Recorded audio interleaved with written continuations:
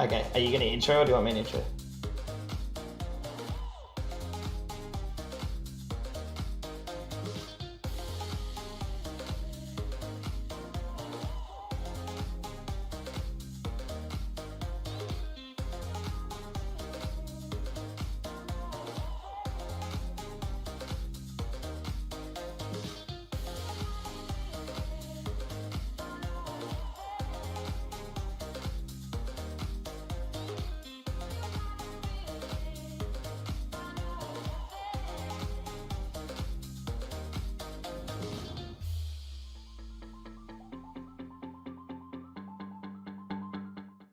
Hello, ladies and gentlemen, and welcome to Playdate number 4 of the Season 9 of the Southeast Asian Pro League. My name is JP, and I'm joined by Monkey Fist here to bring you the first map between Script and Ferox Esports. We're going to be heading to Oregon. Ferox Esports, we have yet to see play in the Pro League so far. They luckily got themselves a team who unfortunately couldn't play last week, so they got a 7-0 win last week, and Script managing to take out Yes Tag last week as well in two very close maps. So we've seen the play so far, and they're also 2-0. So both teams here definitely looking to be able to take out this one. Oregon going to be the first map that we are going to be playing here, and Glaz going to be the first operator that we are going to see banned by Ferox, an operator which we aren't too surprised to see being banned, Monkey. Yeah, unfortunately, a bit of a slow start here as just some last-minute issues, last-minute changes. I had nothing ready to go for this, as I wasn't meant to be here, but I'm here now, and we're ready to go, ready to start into this first matchup. Now, followed up by a Yang ban. These are two pretty strange bans. Like, I suppose they're more like some that we see occasionally, just not too often. The Yang, of course, is a powerful operator, but normally you'll see teams favour banning an operator such as the Blackbeard, or as we saw in the first one, the Glaz. And then Echo, that's a pretty stock standard ban there. Yes, Echo has been banned quite consistently across all Pro League matches and regions, proving to be such a strong operator, having those two yokais, a lot of plans and a lot of information for the team, both when Echo is alive and also dead. So definitely a strong operator to get out the way there. Also going to see Doc being taken out as the last defensive operator ban, an operator which you actually don't see get banned too often, or in fact ever really. It's an operator which has come back into the meta a little bit. Of course, having the A-column defense is definitely a huge advantage there, but they will be without them. Mira going to be an operator which has been left in here, so bit of an old school sort of Pro League strategies that we'll be able to see come out here. Mira seems to get banned quite a bit on this map, but nice to see that she has been left in. We are going to have the side of Script starting on the attack first here, and they're going to be heading to laundry room and supply in the basement there, and Maverick also being left open too, so definitely watch out for those little peak holes and lines of sight that we may potentially see there. And Revek, a player for Ferox here, who has just recently joined the team. He's been playing with Airwolf for the past 8 seasons in a row, finally left that team and has joined Ferox Esports here. So he's looking to make a name for himself in this lineup, and starting off with Clash, an operator which will either make or break this round for him. Clash, an operator which very difficult to play, and I think if you can do it right, especially on a map like Oregon, it'll definitely be quite advantage for Ferox here. Yeah, definitely. As for this overall operator composition, of course, we're going to see the Mute to try and deny the hatch. We do have the Maverick, though, which can easily counter that. Just open up a tiny hole to shoot the Mute, and then your Thermite can have his way, or his Zabana with it. And then, of course, there's also the Twitch drone to just counter that Mute gem if needs. So lots of counters here for this setup that we've got Ferox going for. Yeah, so definitely both definitely picked operators and done their research into it. A little bit hard for Scripts not really being able to look into Ferox in this current pro season, as Ferox haven't played a game yet, so Ferox maybe with a slight little advantage there. But as per usual, we're going to see Scripts starting with a full top floor take here, and by the looks of it, it doesn't seem to have any Ferox members playing upstairs, although there is a rotation hole into Annex up there, and it doesn't seem like anyone is playing up there, but just been open up to waste a little bit of time there. Evo being the sub for Script here will be playing. We also have White Lotus playing for them as well, who wasn't able to play last week, but this will be his first Pro League match here, and we can see how he can go for this team, especially playing on Fragmite himself, once he's able to get those walls open on the side, it's definitely going to be quite advantageous for him to go in there and start getting some kills.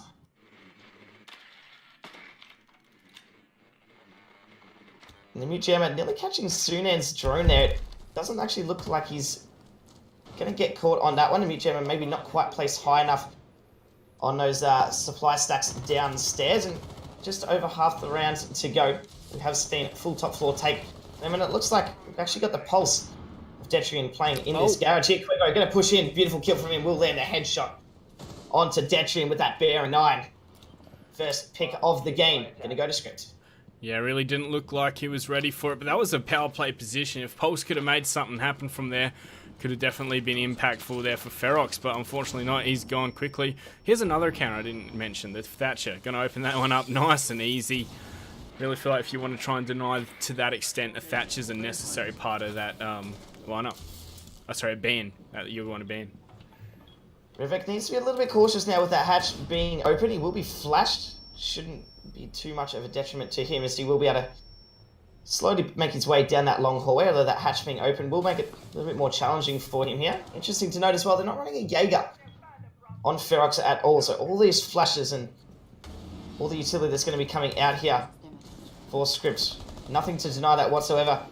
The Clash going to try and get rid of these X-Caros, but it looks like the mirror will be opened up. 35 seconds left in the round now, and we'll hear some shots being rained out towards those stairs, but so far nothing landing. And the mirror has been opened. Revek going to land a shot onto Cuervo Sunan. Instantly going to take him out though. It's a 4-on-3 in scripts favor. Make that a 4-on-2 as they manage to take him all out. Evo going to finish off with a nice 2k on the Twitch. A very convincing first round going to script here. Yeah, that was definitely very convincing. They just kind of melted their opponents, didn't they? Just ran in there and just demolished them as after they were ready for their setup and their push.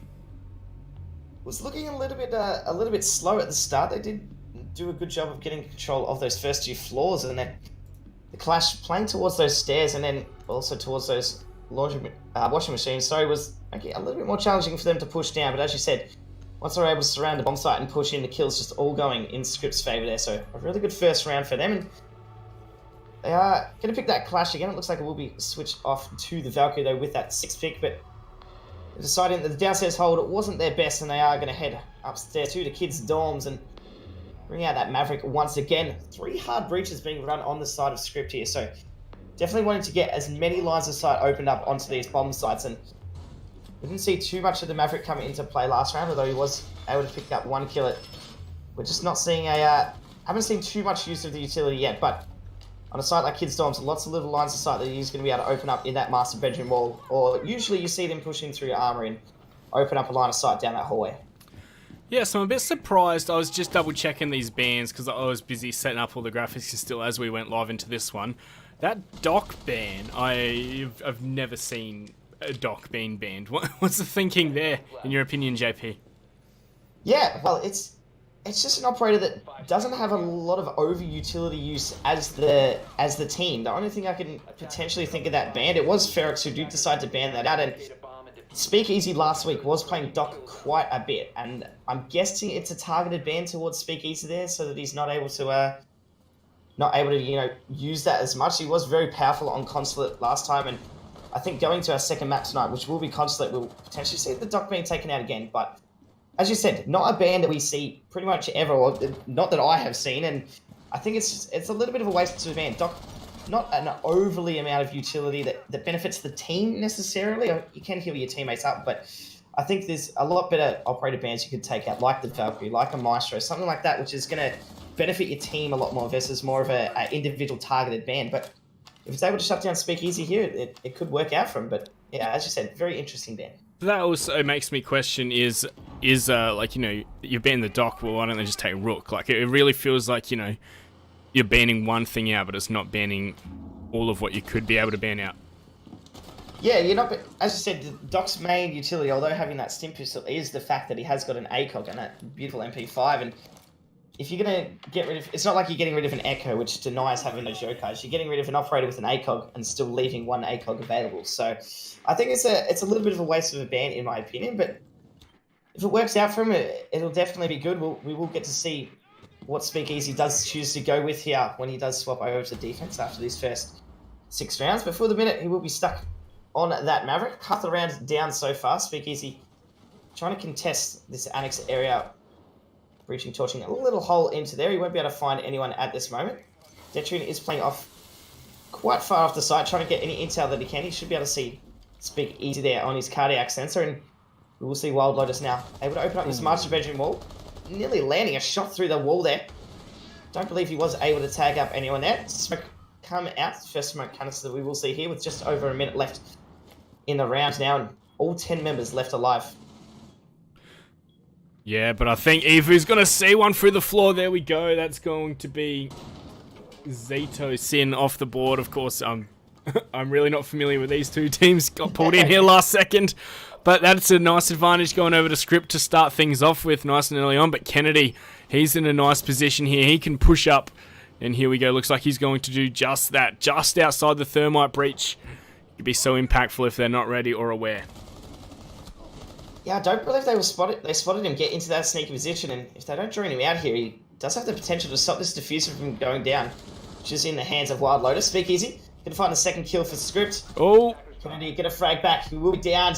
3 kills going in the favour of Ferox now. Only 2 members left alive for Script and 7 seconds on the clock. It's Kennedy going to push out with the pistol. Revak will be able to find another one. Evo going to pick himself up 1 kill. He needs to find another one. He will be able to find him. Sadly, not able to find Detrian, who is all the way downstairs there with that pulse.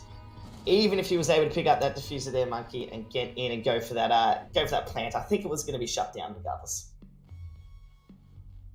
Yeah, that was pretty close there in the end. It did come down to the 1v1, but the fact that Kennedy was able to grab that diffuser and keep it locked outside of the site just by finding that thermite with that aggressive play, yeah, it's very nicely done.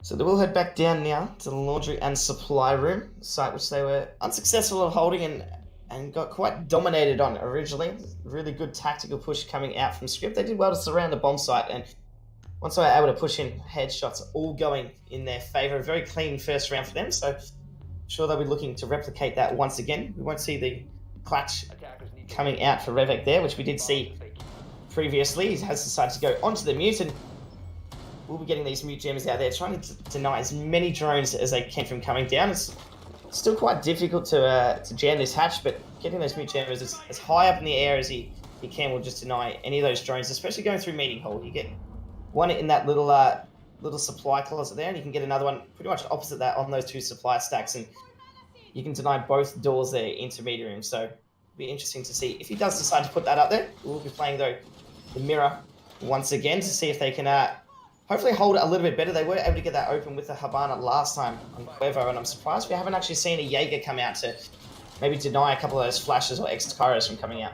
See, what's really surprising me talking about the mute jammers on the hatches, right, is that normally you'll see teams not reinforce like the wall next to the hatch. They'll blow it out so that a thermite charge can't be planted on that wall to help open it up. But if you blow it out with a shotgun, it's a lot harder to open up, and you know, if you have trouble for some reason disabling that mute. But I don't know, it feels a bit wasted with the amount of utility that we're seeing Script bring and how the ban phases went. Yes, definitely could agree there. And as you said, you get that thermite charge on the wall, and it means the mute jammer can't deny it. And you get sort of a 2-for-1. At least if you had the wall open there, then you can potentially deny that line of sight in there a little bit, and it makes it a lot harder to get that hatch open. You actually are forced down those stairs and have to take out that mute jammer. And that probably would have worked a bit better in the first round, because the clash would have prevented anyone from pushing down there. But we will see now Zito going to be able to pick off Speakeasy on the Ash. He's looking for his second kill now. Evo, though, going to find Revek, and will be able to get the kill there. He just spots the player. Looked like the Jackal crossing across, looking very intently towards this annex here, and he will decide to fall back into this bedroom. Does get droned out there, and should know where that drone has come from. The fight will go Zetason's way, though. We'll be able to take out Evo. We'll be down on the stairs, though, trying to rotate back to side. Wild Lotus with a beautiful refrag onto him there. And it's now a 3-on-3. Half the round left. The Mutant and Legion being taken down for Ferox so far. 2 hard breaches still left on the side of Script. Yeah, this is looking a lot better here for Ferox, isn't it, than the last attempt on this bomb site, although suddenly it's turning sour as we are going to see them go to the man disadvantage. Unfortunate there for Detri, and he nearly landed the headshot through that hatch. So he read into the play, and so did Sude. No, beautiful kill, losing the pulse there. So I need to smoke some 1C4 here for Ferox to be able to deny this plant. EMP is going to go out here as Wild Lotus is most likely going to look at trying to get onto this washing machine here. Rick's trying to spray some shots down this long hallway, and first smoke grenade will go out here. Well, it's missed though. Has managed to make his way onto that washing machine, and the diffuser should be able to go down here. Yeah, there we go, and he survives without taking too much damage. We are going to see Rix find one of his own, however, but there's still two more to defend. Thermite and the Thatcher, both above, and we're going to see Wild Lotus finish it off there. Script once again win the attack onto the laundry. Yeah, it's just seeming like they've got a good mirror set up for it, but they're not playing anyone towards that laundry closet, meaning they're not able to shoot those X-Caras off the front of the mirror, and it's making it a lot more difficult to them once they do lose that mirror. And as Monkey said before, missed 2 smoke grenades onto that diffuser going down. He just needs to throw them a little bit lower so they're leaning at that washing machine. Or even on the roof, you can hit them onto the roof and they will still damage the thermite on top of the machine and force him back. And then that way you are able to delay a little bit of time. But just a couple of misplays. They did lose their 2 roamers upstairs quite early on into the round. And of course, the Pulse losing his life, trying to get a little bit aggressive on the stairs. Wasn't able to find either headshot he did have the opportunity to take. So we're going to see them though head downstairs once again. This bomb site as well as Kids Storms, usually the 2 favoured sites on this map here. The other 2 definitely holdable, but a little bit more challenging than standard Laundry Room and Kids Storms holds. Yeah, we'd have to agree with you that one, JP. But then again, on the flip side, you say it's a bit harder to defend, but then the attackers really don't have to practice those kind of sites as much. So, especially if you've got one that you feel is really down pat, it's a lot easier to defend. And here we see Detrian doing what I was talking about, blowing this wall out a bit more. Just so that, you know, if you're relying on your mute to try and help you to close down that hatch, it's a lot harder and all. I like this with the Maestro. Yeah, if they don't manage to drone that one out, I think it will definitely have the potential to at least waste 1 set of X-Caras, and then it's going to put Cuervo in a little bit of a challenging situation. Does he open up another hatch in Meeting Hall, or does he decide to use it to take out that mirror? I think we'll most likely see him push down and take it out in the mirror, but I also would like to see an Evil Eye from Detrian coming out just in front of that little desk there. You can pop one there and just face it at the mirror, meaning that any X-Caras that do get shot on the front of that mirror will be able to be stopped, because that mirror has definitely been the one that's causing a bit of issues for them, and then they're having to take the fight to Script, and the advantage being in Script's favour, they're holding that angle onto the mirror. Means that they have been losing these gunfights, but we will see Evo once again on the roam clear, using this Jackal to full advantage. Won't be able to find any feet though, as we do have a couple of players playing towards this big tower, trying to see if they can catch out this Jackal. Well, there we go. There's the first kill coming on out. It's going to be Speakeasy sneaking in from the rear. You know, this is one of my favourite places to push because you can always catch people off guard. And he's going to find his second onto Kennedy. Really feels like Ferox is really struggling with this information and reacting off it properly. I think they're just roaming a little bit too far away from the bomb site, and they're getting trapped, especially roaming in that upstairs area. It does make it quite difficult to roam and be able to get those crossfires just for the layout of the map. Normally you see teams with a full hold in towards the Meeting Hall and making sure that they are able to hold it a little bit easier. We are going to see Speakeasy pick up one as well as Cuervo, and the Bandit, last player left alive. Speakeasy with a 3k for the round, and Script is actually in their 4k. second round. 4k? 4k for the round, yes.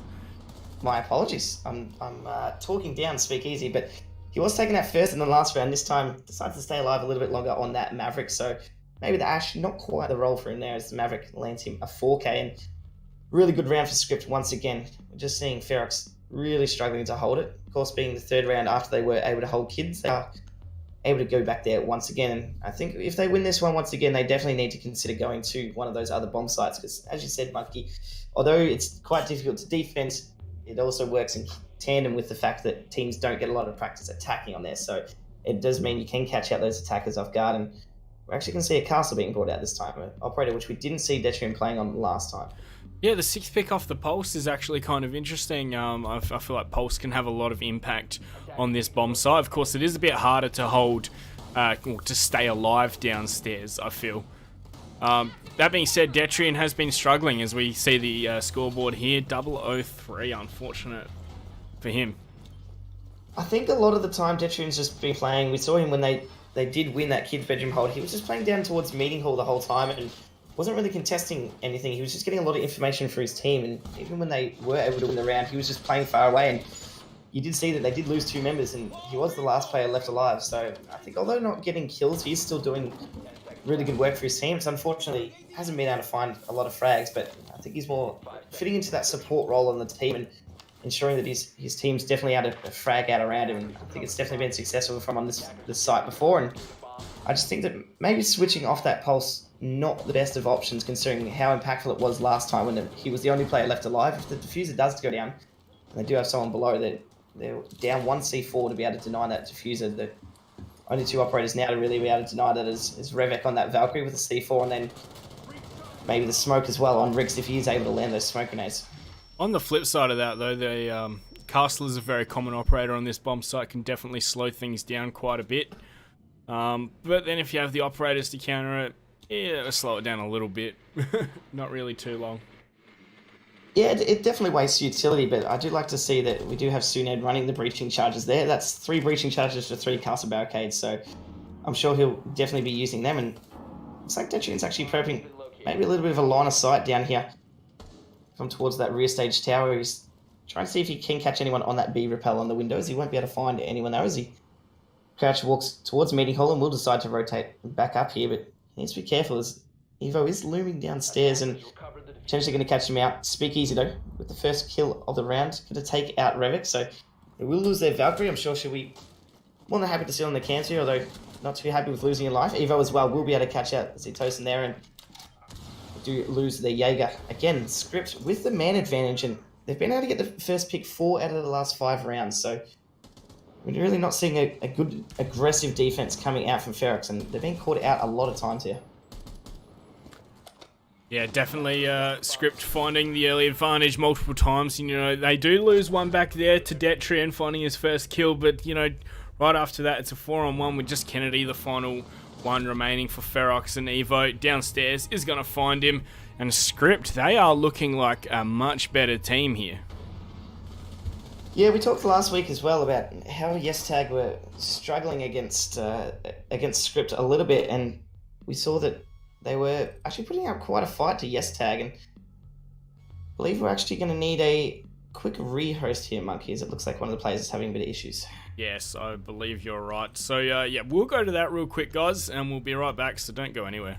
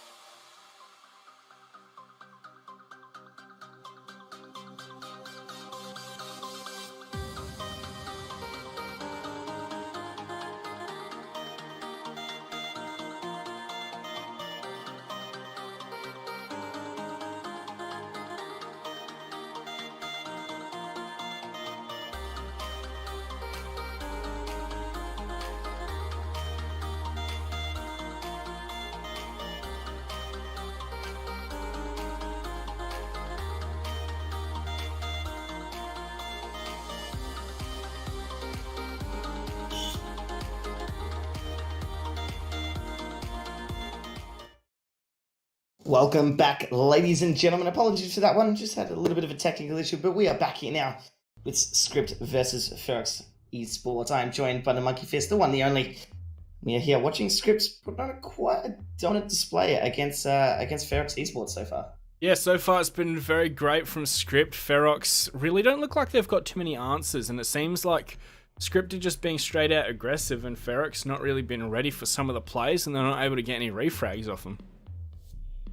Yes, and we haven't seen them being successful at launching the 3 times that they have been down there. They have won this Kids Dorms once, and they have decided to go here for their last defense round. I thought we might have potentially seen maybe just a switch up. Normally see teams who do lose quite a few defense rounds in their last defense round, just throw that random site in there. They'll go to that one that the teams least expect. Rear stage tower on this map usually being the one that teams do like to throw in there occasionally, just to throw their attacking team off guard. But they're going to head to Kids once again, and they have decided to get rid of that castle, an operator which we said can slow them down a little bit, but with Sunan running those breaching charges, he's pretty much been making light work of all of those. So they are going to bring out the Alla instead on Detrian this time. Yeah, well, we did see Detrian really struggling to find frags, and of course Ella is an operator where it's a bit easier to find frags. Of course, her gun isn't too great these days. It's not the absolute beast it was when it first came out, but yeah, it's definitely one that can melt your opponents, especially up close. Like, what's it got, like twice the fire rate of the it was using UMPs, so yeah, easier to find frags with the Ella, I should say. Yeah, as long as he plays around his concussion mines there and uses them to his advantage, hopefully the Script won't catch them out, and he's able to get quite a few easy kills. But yeah, the recoil on the gun quite difficult to control these days, and definitely makes it a little bit harder than, as you said, what it used to be. It pretty much was a laser, had 50 bullets in the mag, and just was absolutely able to shred people. But we're actually going to see Speakeasy potentially going for repel on these B windows. He's been caught out by a Valcam though, so may have to change his tactic there. But we did also see as well downstairs, Detrian was playing out near that meeting hall rear stage door, and could potentially catch out Speakeasy here, I should say, if he's not careful. So hopefully he does have his team who do decide to take control of this rear stage tower before he does repel up there. Yeah, it was definitely nicely spotted Valkyrie camera that Speakeasy found. But yeah, looks like we're seeing a pretty swift execute from Script. They're opening things up already with the Habanas. Look like they're ready to take control of Armory as well, so getting ready to execute nice and early on. Speakeasy as well, deciding to go off the Maverick here. It was an operator that worked quite well for him last time, and he was able to pick up a 4K the last round that he did decide to play Maverick. It wasn't on this bomb site, but actually seeing some shots rain through that window and nearly catching him out. Speakeasy has been tagged down to about 35 HP, and it's going to make it a little bit more challenging for him here. He does have the smoke of Rix waiting for him on the other side here, which is a little bit of an annoyance for him. He will get shotgun if he does decide to repel through that window. Detrian as well has been tagged down quite low, but Riff will be taken out there by Evo. Going to catch him out in that annex area there, trying to rotate out, and there's a minute left in the round. Really good map control being gained by Script so far. Yeah, he was really caught off guard there, wasn't he, Revik? Literally nowhere he could go. He was completely pinched, as Evo is also going to find Kennedy there. So once again, it seems like Team Script are just demolishing the defenders that we have around, and well, turning into advantage. Although as we say that, we're going to see the Ella of Detrian find Speakeasy with a little peek from Small Tower. Yeah, and another frag coming out. Citizen going to be able to find one, landing the headshot on Wild Lotus. I do like that they do have this hole open. I don't believe they actually had it open last time. It makes it a little bit difficult to hold that spot. He just needs to be careful of this flank coming out to Evo on this white stairs. He will be able to catch out one though. That's Detrian on the Ella. Will be losing his life there, and 2-on-2 now. Scripts managing to bring it back after having quite a strong man advantage, and Sunan gonna look to potentially push in here, and it's gonna be very difficult for him to try and get this diffuser down, so they will have to go for these kills. Evo repelled up on these shotgun right in his face. G'day mate, how you going? Rick's shoving the barrel of his shotgun straight in the face there of Evo, trying to get in, and a really good round there to finish out the defensive half for Ferox. Managed to pick himself out too, and Monkey, again, technical issues, just getting the better of us, yeah. Yeah, so once again, guys, you know the drill. We'll be right back while we get these players in the lobby. So yeah, don't go anywhere.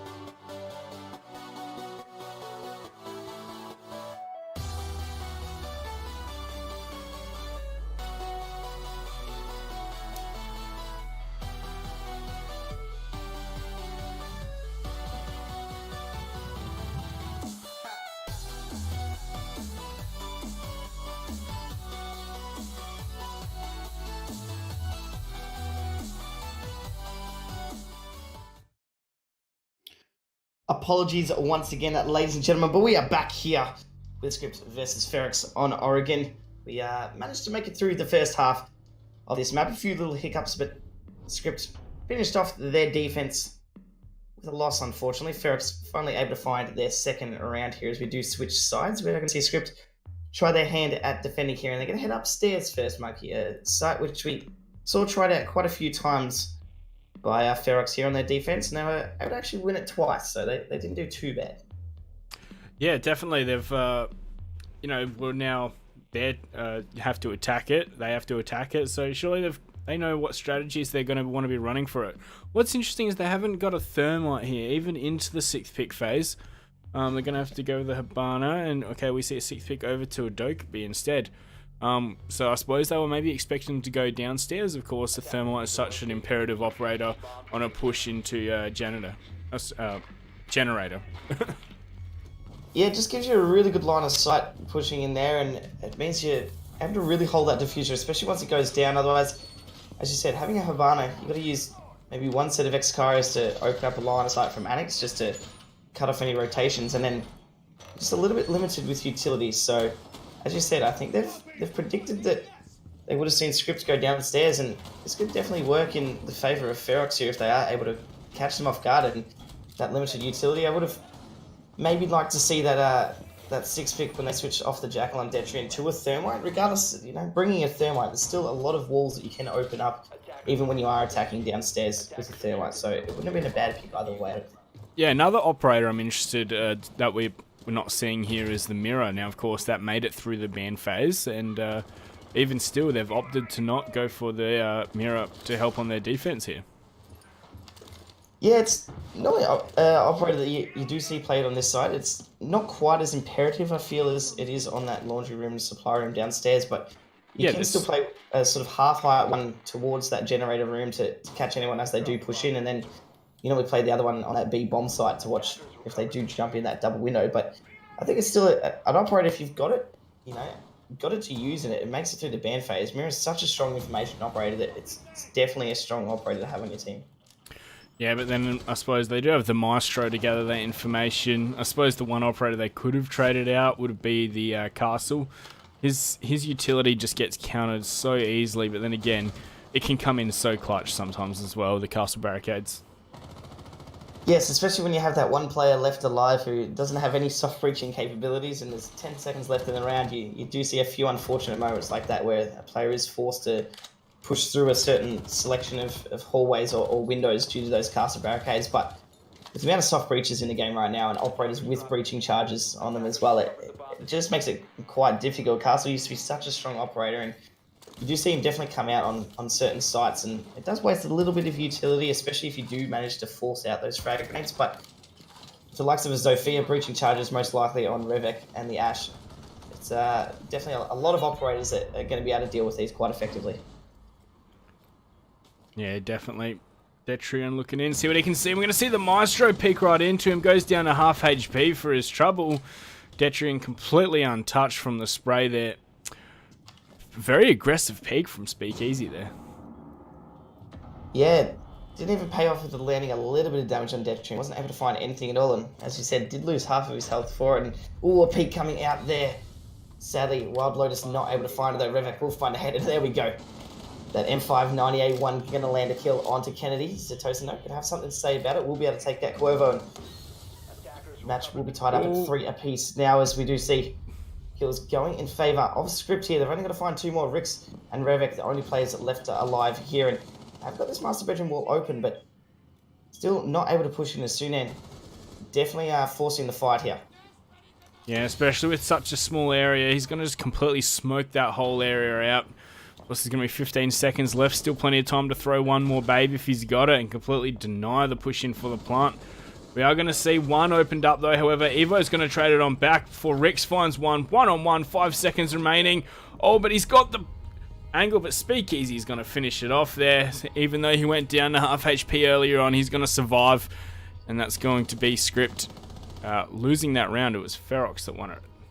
Oh, it didn't quite sound like in the original kill that he pre-fired that, but once he knew the Hibana was running through there, that pre-fire, catching Hibana out, quite sufficiently. So really well played there by Speakeasy. In the end, it was looking close for Rix. I thought he might have potentially been able to clutch that one, and just unfortunately sprinting around that corner is most likely trying to get across that pre-fire, or even just try and get a wide peak on the angle, but he will nonetheless sprint into that headshot, and we will see Scripts taking their 5th round, only 2 rounds away from securing this first map here. Of course, this is Scripts map pick as well, so we did expect a result of something like this, with the round deficit being quite advantageous towards Scripts' side. But we are going to head to Consulate next, which will be Ferox's pick, and the only advantage that really Script will have there is the fact that they have played on this map already once in the Pro League so far.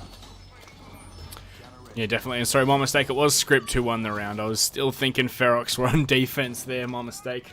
Also, big shout out to Panday and Greenie for the subs to this channel, of course. It's not going into my pocket. It's not going into anyone's pocket. It's going straight back into the community. So we appreciate that, guys. You know, everyone give them some applause in chat, if you will. But we are into this 8th round. How are we feeling, JP? Is this looking like Script have got this map under control, under lock?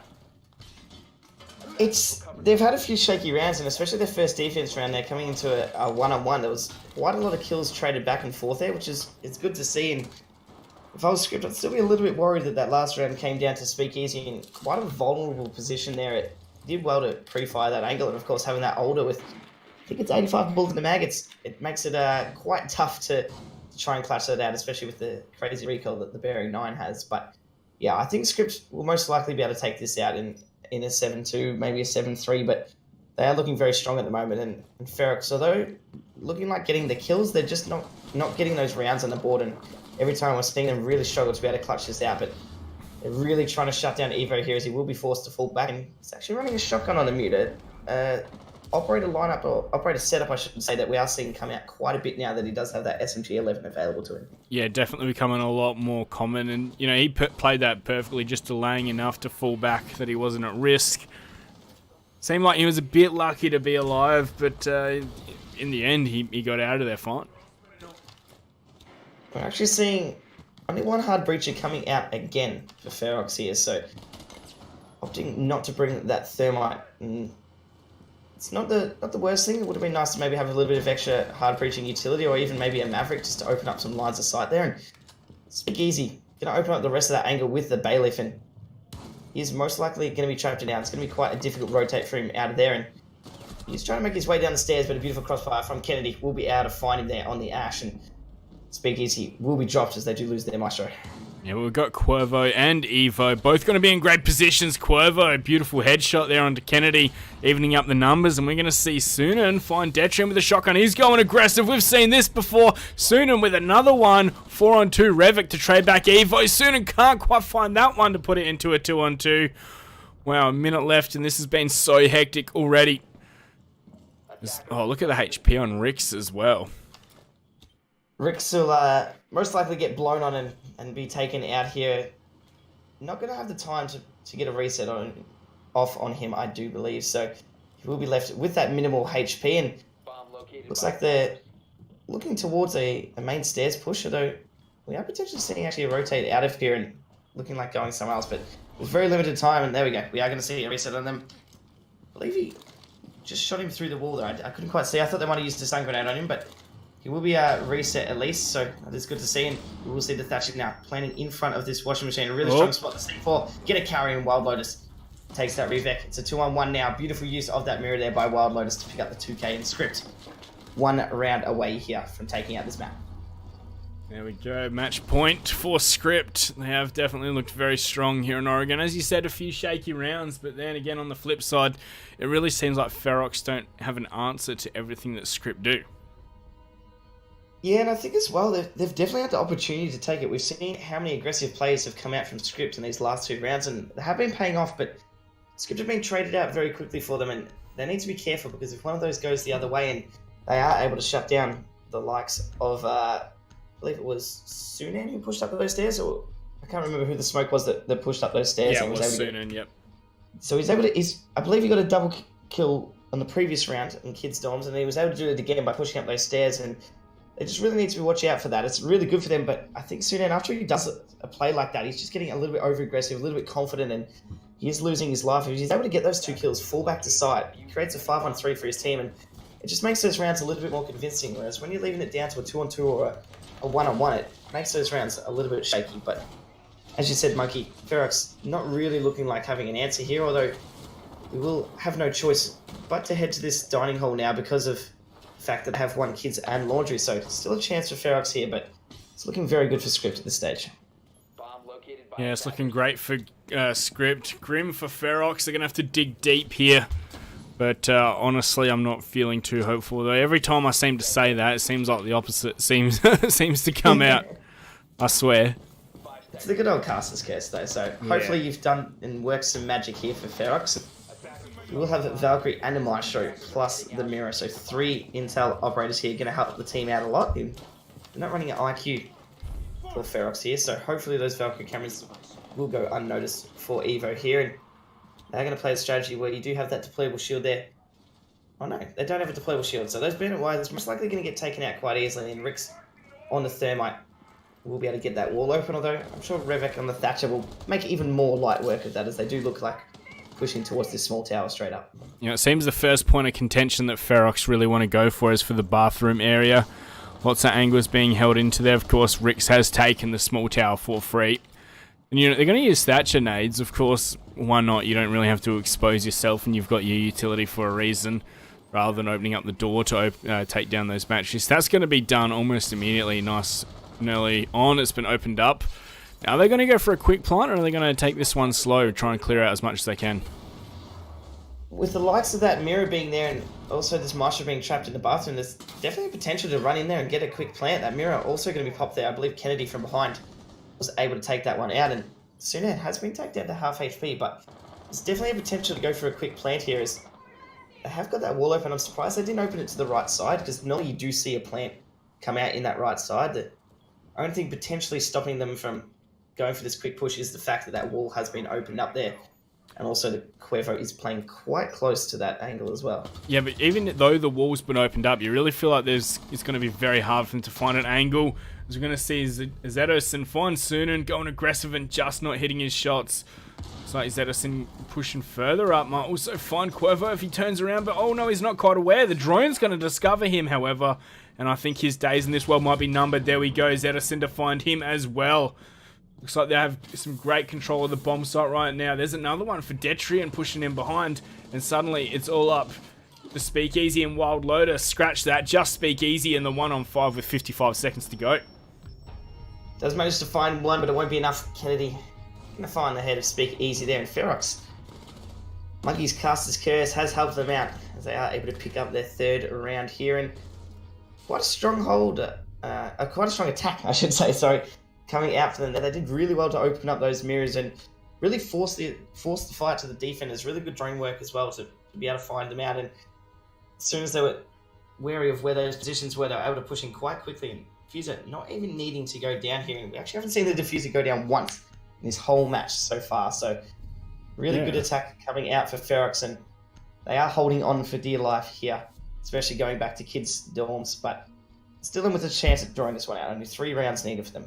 It seems like on that defense, the anchor position, the pivotal position of the bathroom, it was just not held on to enough. We saw Sunan go aggressive on it, and it you know, unfortunate for him, it really didn't work out. Of course, even then, it really felt like there wasn't enough utility to help hold down that bomb site. It feels like it was just like, you know, it was a low-hanging fruit. We'll just open up the barricade and go for the plant, and as long as we're holding angles onto it, you're going to die. So we saw Script go, alright, well, you know, we're not going to be able to deny the plants. We have to play very aggressive, and they run out, and they just die to the attackers holding angles.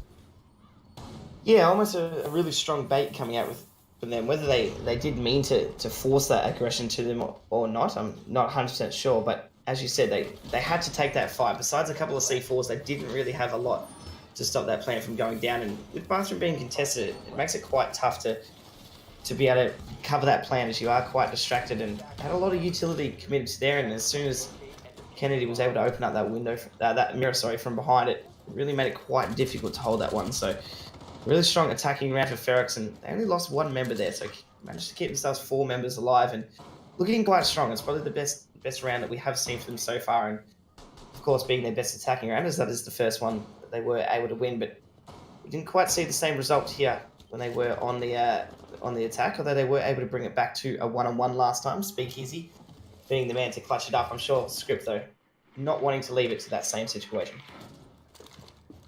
Yeah, well now Ferox have to attack a bomb site where we saw Script hold down rather successfully, didn't we? It's one that they really seem to struggle with, although I think they might have learned from their mistakes. They're going to be opening up the highway window nice and early on. That means Cuervo has to get out of there, and he also has to finish off making his rotate hole. He's lucky to be alive, but alive he is. Yeah, if they were holding an angle straight into that window, it might have been a very different story, Evo. Going to be able to find Zedison there, and that will be their Zofia dropping, and that's definitely what Script want here. Evo, don't think we'll see go for an aggressive play out of this window, especially being on very little health, but he does hear a player repelling outside there. Speakeasy as well. Going to be able to find a kill, and that's not looking good for Ferox so far, as the Jaeger just somehow escaping with his life here. Revek really wants to find this kill, as he does know that Evo will be in there and tagged up quite heavily. It's doing a little bit of dance back and forth. Evo actually going to win the fight, and that's the diffuser down. On such little HP as well. Yeah, they perfectly crossed past there, and Kennedy going to be able to find Wild Lotus as well. And trying to bring this one back. Kennedy has also been tagged up quite low. And there we go, Rix. Beautiful angle into Armory.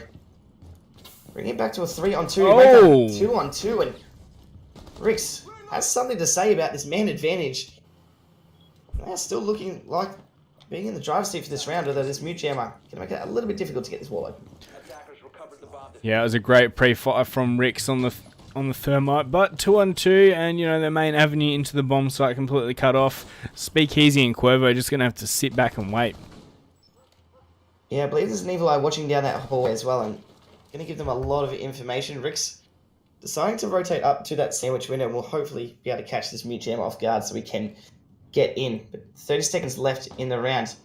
Kennedy trying to be as silent as possible, but this barbed wire making it quite difficult. He does use the sound of that breaching charge to push up. He will be caught out though. Cuervo can use SMG-11 to take him out, and it's Rix in a 1-on-2. Has managed to find himself 2 kills already. Will be tagged up a little bit by that evil eye. He's pre-firing the stairs as the diffuser is down there, and he will be taken out. Speakeasy with the crossfire, and Script managed to take this one out 7-3. Really good hold from them this time, and still bring it back a little bit close, and a couple of nice kills coming out for Rix there. Made it a little bit scary for Script, but a really good round for them, and they do manage to take out this first map, and their map pick too, which is quite important, especially being their map pick. You definitely want to win something like that. Yeah, Script definitely looked like they were a bit more ready for Oregon there. Their strategies a bit more in-depth and thought out. Now, these kills don't really reflect what we saw over the whole series, thanks to the 2 rehosts that we had. But still, in the end, it was quite a dominant showing from Script, in my opinion. Yeah, we saw Ferox have glimmers of hope and moments of really good plays and really good pushes, and the rounds that they were winning were quite convincing. It's just when it came to those couple of clutch situations and the fact that they were in maybe a 2-on-2 or a 1-on-1, they weren't able to win any of those, and it was definitely a few of those rounds that could have gone either way, just a couple of little misplays there. But the rounds that Script were winning were definitely quite dominant, and it didn't really look like Ferox had an answer to that, but especially on the attack. We only saw Ferox able to pick up 2 rounds there, so they set themselves up well for the winner, and Script's doing a really good job on defense to clutch that one out, and it always makes it quite difficult to start on the attack. You do normally see the defense normally coming out on top, or at least very close to on top there, so they've done really well, and we will be heading now to Consulate Monkey, the second map for this Pro League match between Script and Ferox.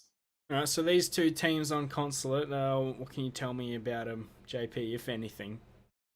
Well, we did see Script last week play against YesTag on Consulate. They did ban out Ying and Legion, the 2 operators that they don't like to seem dealing with. Ying seems to be banned out quite a bit for them, as they did ban it out last game as well. And I'm most likely guessing we will see it being taken out again. I don't know whether we'll see that dock ban come out, as I feel it worked a little bit against Ferox, and we did see them losing quite a lot of defense rounds when they were playing here. They were only able to pick themselves up 2 defense rounds, and it was 1 upstairs in the CEO and Consulate office, and then 1 downstairs in the cafeteria. So they did struggle a little bit with it, and it's definitely we're going to need to see a better defense from them, as when we did watch YesTag play on this map, later in the week last week. Their defense was rectified, and it meant they were able to play a lot better map and were quite dominant against. I'm going to say Airwolf that they play against. Might have been Xavier, but we will need to see a good defense come out for them. They were able to take out the map in the end, and their attack was quite strong. They won 4 out of their 5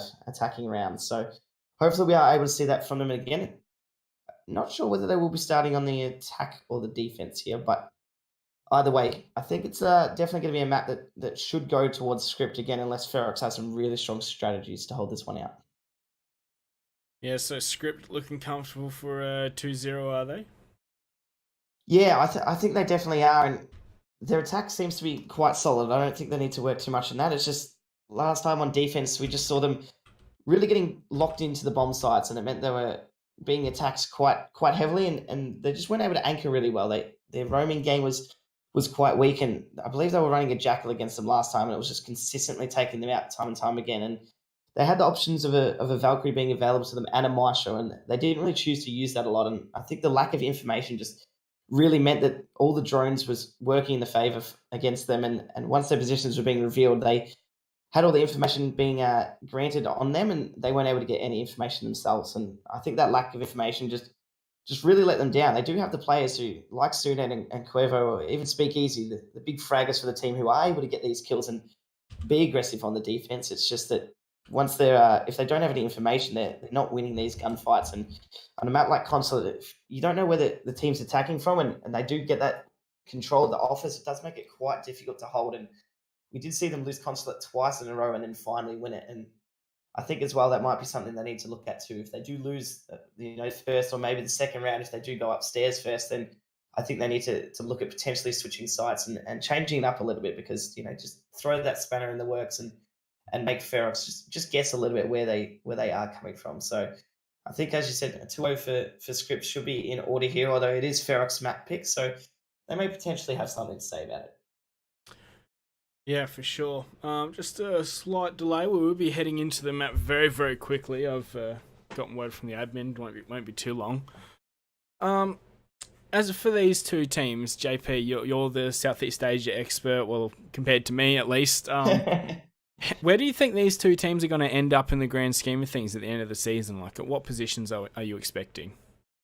Yeah, well, you pose a very interesting point because of the fact that we did see Scripps obviously being able to take out Yes Tag last week, and they were close games. I believe it was 7-4, 7-5. Sorry, they were just able to win against Yes Tag 7-5 on Consulate, and then they won 7-4 on Border as well. So there were close matches, but then we saw Yes Tag not really able to take it to Xavier, or I'm trying to think of the other team that was Airwolf. There was one of those teams that they were playing against, and it sort of created this triangle. We thought that Xavier and Airwolf were going to be the top two teams and really just running the pro league. And now that Scripps actually started to step up a little bit, I think we're going to see Scripps finish in the top 4 up here. I think Xavier and Airwolf definitely have the potential to be taking out those top 2 spots. But I think Scripps will see most likely finishing in 3rd and 4th. A little bit hard to tell though for Ferox Esports.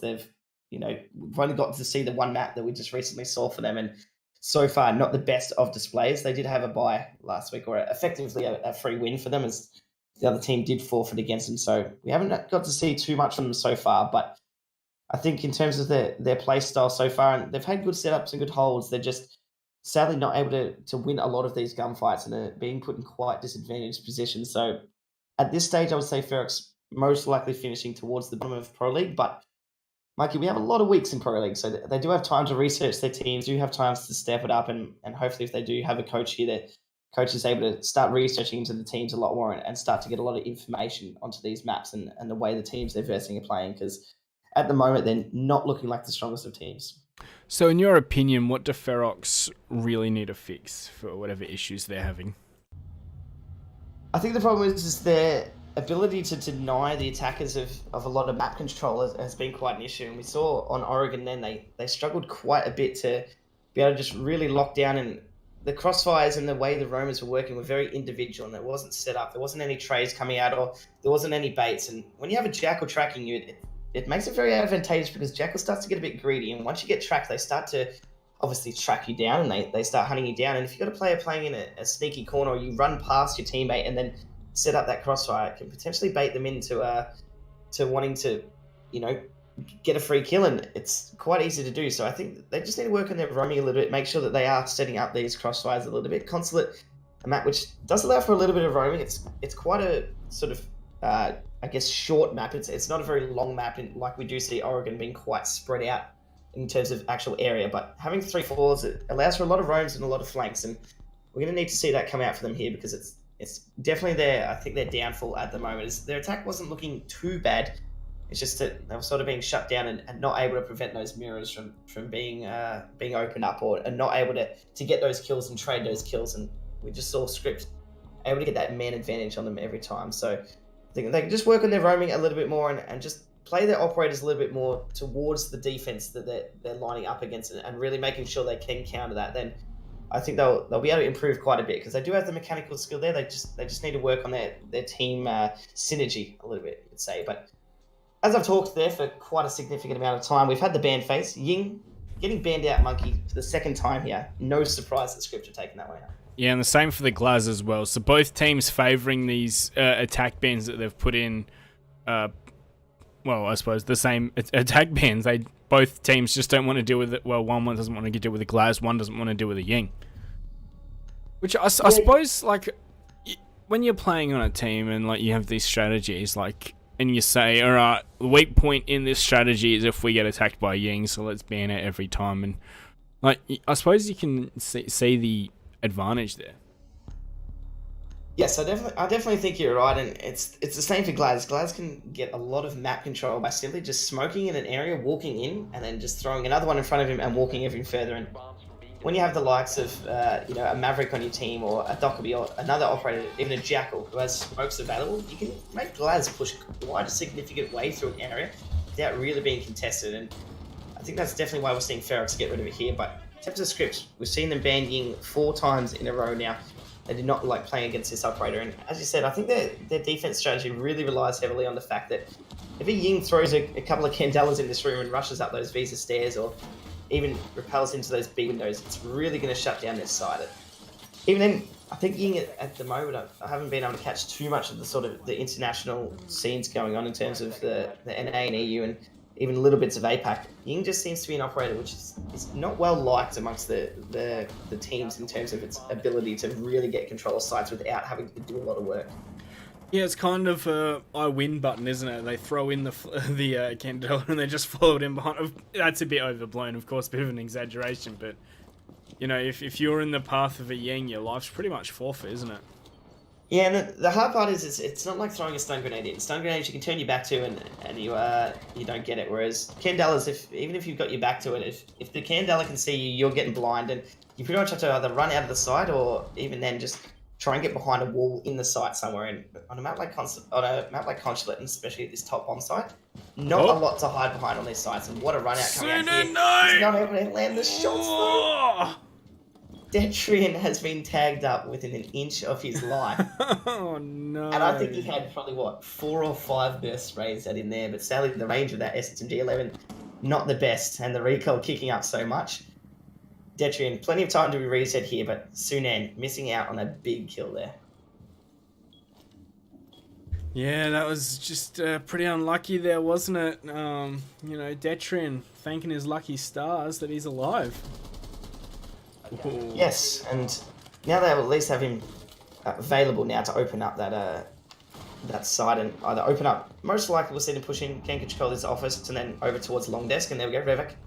Gonna be able to find the castle of Wild Lotus, but as I was saying, we'll see them most likely push in through this copier area now, open up that back wall into the A site, and then try and push in there and get a plant. And it's normally the strategy we see here, and it makes it quite difficult to hold on to that A site. Speakeasy actually needs to be a little bit careful here. He's playing a little bit too open towards this Long Desk, and he's going to lose his Joker. Oh, what a shot coming out for Speakeasy. We saw him play Doc on this site last time, and he was so good with an ACOG playing towards this Long Desk area. He knows all of his angles for peeking, and we're seeing how strong he can be here again. The rifle shield being taken off though by Rix. He will have one left for him to use there, but really good work by Sunan to at least be able to land some shots on that shield, unlike he was on Detrian. Yeah, unlike he was on Detrian indeed. Well, There we go, Sunan with another frag as we got Kennedy in the bomb site getting ready to go for the frag. Oh, but we're going to see Sunan absolutely destroy Zedosin as he's coming inside. Kennedy is going to trade him on back. Kennedy with another one before we are going to see Cuervo on the Jaeger to finish him off. All up to Detrian, the guy that started it off. Probably shouldn't be alive at this point, but he is low HP. He is going to find the Jaeger. Now it's into a one-on-one. He is up against the Echo, however, and he's going to go for the plant. Looks like we're going to see Speakeasy just readjust his yokai so he can get the angle, but oh no, it's going to miss! That plant might even go down there. Detrian is going to confirm it. He's still in with a chance of winning this one. This bearing 9 from this range is going to be so strong, but we do have bearing 9 versus bearing 9 here. Speakeasy does know where he is. He has been pinged outside. Just needs to be careful of losing his head here. And I'm surprised Detrian didn't actually shoot there. He's going to peek out Speakeasy. We'll be able to take him out. Although not being able to land the yokai shots onto that planning Detrian, he will be able to get this defused, but I'm not sure whether we could just see the outline of him, but the window sill was in the way there, but I believe Detrian actually had an angle onto Speakeasy's head there for quite some time, but due to not being scoped in, wasn't able to find the head of him, and a really good clutch coming out there for him. Wow, that was very close there for Script. Ferox almost stole that one away right from underneath them.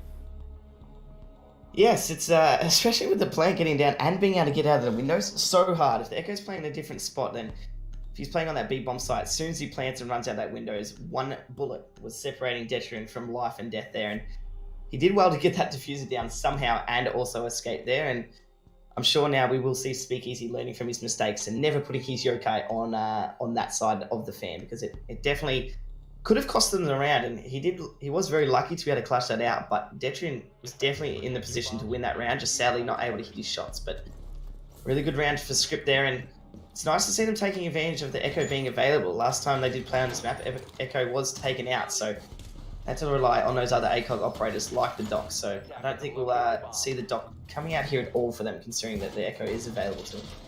Yeah, well, Speakeasy, he had the time to readjust his Echo drone more, but decided not to. And as you said, very lucky to clutch it out in the end there, but no harm, no foul. They can't really complain too much as they've got the W on the board. They just got to take the experience and learn from it. But they site Script have gone to Garage as their second choice bomb site.